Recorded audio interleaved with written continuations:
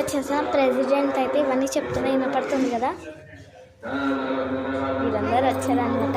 ఇంకొక అమ్మాయి రావాలి, హన్షు అనమాట. నేను చెప్పాను కదా ఆల్రెడీ తన బెస్ట్ ఫ్రెండ్. వీళ్ళ అక్కేమో నిద్రపోతున్నా అనమాట. నేను బెస్టీ లాగా చెల్లిలాగా తిని కొంచెం నా ఫ్రెండ్ బెస్టీ లాగా కూడా. అయితే ఇప్పుడు మేము ఎండలో కూర్చొని మొత్తం పూజ వినాలి.